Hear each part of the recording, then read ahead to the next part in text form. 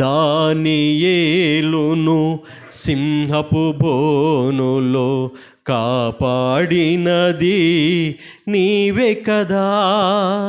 జల ప్రళయములో నోవాను కాచిన, జల ప్రళయములో నోవాను కాచిన బలవంతుడవు నీవే కదా, నీవే కదా.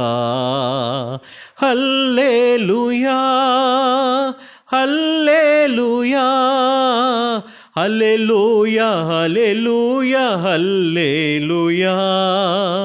శృతి చేసినే పాడనా స్తోత్ర గీతం, భజించినే పొగడనా స్వామి.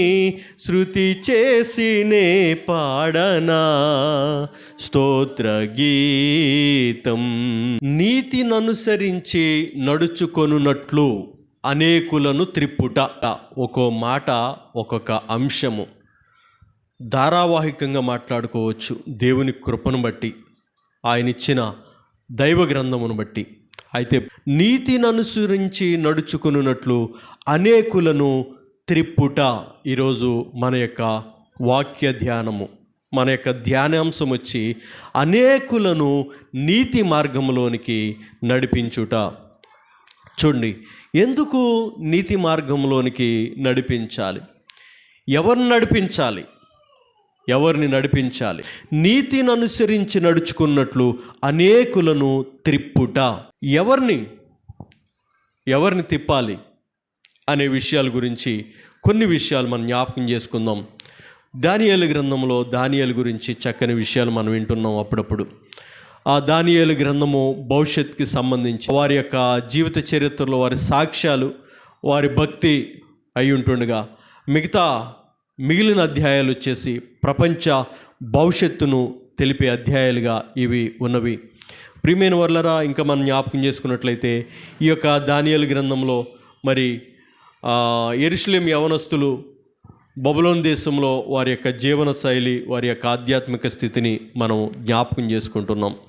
అలాగే ప్రియమైన వర్లరా, నెబుకద్నెజరు కూడా యెహోవా దేవుని యందు విశ్వాసం ఉంచినట్లు ఓ సందర్భంలో కృతజ్ఞత కూడికలో మనము విన్నాం.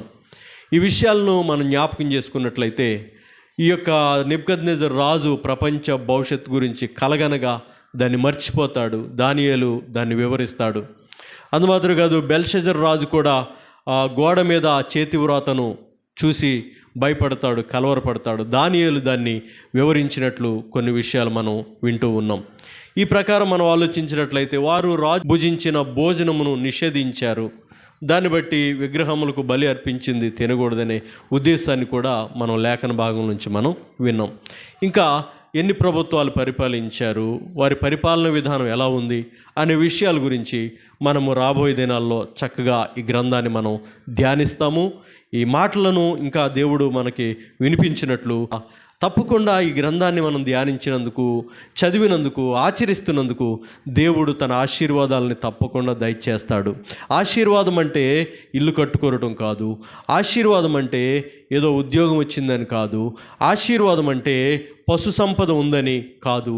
ఆశీర్వాదం అంటే ఉన్నతమైన స్థితిలో బాహ్యంగా ఉన్నారని కాదు. కానీ ప్రియమైన వాళ్ళరా, అన్యులు కూడా, విగ్రహారాధికులు కూడా, లోకములో తిరిగే లోకస్తులు కూడా వీటన్నిటిని కలిగి ఉన్నారు. అయితే దైవ సంబంధమైన ఆశీర్వాదం, దేవుడు తన ప్రజలకు అనుగ్రహించే ప్రత్యేకమైన ఆశీర్వాదం ఏమిటంటే రక్షణ, పాపక్షమాపణ. యెహోవా దేవుడుగా గల జనులు ధన్యులు. తన పాపమునకు పరిహారమునొందినవాడు ధన్యుడు. ఎవరైతే ఈ దేవుని కలిగి ఉండి మత్తయి సువార్త 5వ అధ్యాయంలో ధన్యతలనిచ్చాడో, అలాంటి వాటిని స్వతంత్రించుకుంటారో అలాంటి వారు ధన్యులు. వారు ఆశీర్వదింపబడిన వాళ్ళు, వారు దీవించబడిన ప్రజలని చెప్పి దేవుని లేఖనము తెలియచేస్తూ ఉంది. చూడండి, ఈ సమయంలో మరి యొక్క సమాజాన్ని మనం చూసినప్పుడు అనేకులను నీతి మార్గమును అనుసరించినట్లు త్రిప్పాలి. చూడండి, ఆదికాండము 6వ అధ్యాయము 5-6 వాక్యాలు చదువుకుందాం. నరుల చెడుతనము భూమి మీద గొప్పదనియు, వారి హృదయము యొక్క తలంపులు ఊహ అంతయు ఎల్లప్పుడూ కేవలం చెడ్డదని యెహోవా చూచి తను భూమి మీద నరులను చేసినందుకు యెహోవా సంతాపమునుంది, తమ హృదయములో నొచ్చుకొని. ఎవరిని నీతి మార్గం వైపు మనం త్రిప్పాలంటే బైబిల్ సెలవిస్తూ ఉంది, ఇక్కడ వాక్యం తెలియచేస్తూ ఉంది, నరుల హృదయాలోచన ఎల్లప్పుడూ కేవలము చెడ్డది. ఈ నరులను చేసినందుకు దేవుడు హృదయంలో నొచ్చుకున్నాడంట, బాధపడ్డాడంట. అందుకోసం ఇక్కడ వాక్యం తెలియచేస్తూ ఉంది, ఈ నరుల గురించి దేవుడు బాధపడుతూ ఉన్నాడు, వేదన పడుతూ ఉన్నాడు, హృదయంలో నొచ్చుకున్నాడు. ఆ సందర్భంలో జరిగింది ఏంటంటే, నెఫీలీలు అనే ఒక బలాత్కారుల యొక్క తెగ పుట్టింది. ఆ తెగను బట్టి దేవుడు ఏం చేశాడంటే, ప్రియమైన వాళ్ళరా, భూమి మీద ఉన్న సమస్త జనులను ఆ జలప్రళయం ద్వారా ముంచివేశాడు, చంపివేశాడు, తుడిచివేశాడు. దేవుని యొక్క వాక్యము తెలియచేస్తూ ఉంది. ఎవరైతే నోవాహు కట్టిన ఓడలోనికి వస్తారో వారు రక్షణ పొందుతారు, వారు నీతిమంతులుగా ఎంచబడతారు అని తెలియచేసినప్పుడు నోవాహు, తన భార్య, తన పిల్లలు, కుటుంబస్తులు 8 మంది ఆ ఓడలోనికి ప్రవేశిస్తారు. ఆ ఓడ దేనికి సాదృశ్యంగా ఉందంటే రక్షణ ఓడగా సాదృశ్యంగా ఉంది.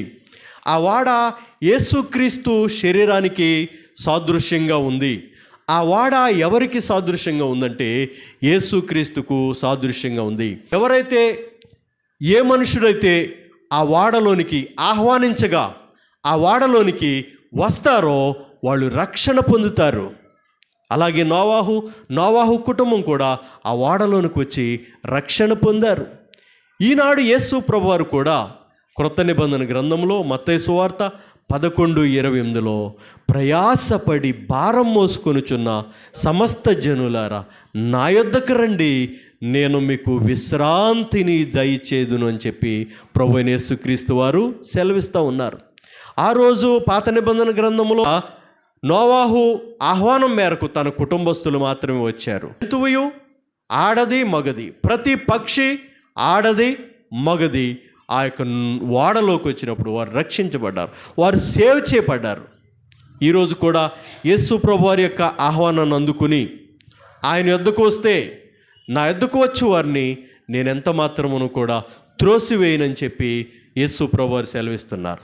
ఆయన అంటున్నాడు, నేను దేన మనస్సు గలవాడను, నా యొద్ద మీరు నేర్చుకునుడి. నేను దేన మనసు గలవాడను, నా యొద్ద మీరు నేర్చుకునుడు అని చెప్పి దేవుని యొక్క వాక్యము తెలియచేస్తూ ఉంది. ఈరోజు మరి ఆ రోజు దేవుని యొక్క హృదయము నొచ్చుకోవడానికి కారకులు ఎవరు? ప్రజలే కదా. ఈరోజు కూడా అలాంటి సమూహం ఉంది కదా. అందును బట్టి అలాంటి వారిని దేవుని మార్గంలోనికి నడిపించాలి, దేవుని సన్నిధిలోనికి నడిపించాలి, దేవుని యొక్క మార్గమును అనుసరించుటకు నడిపించాలి. దేవునికి మహిమ కలుగునుగాక. హల్లెలూయా.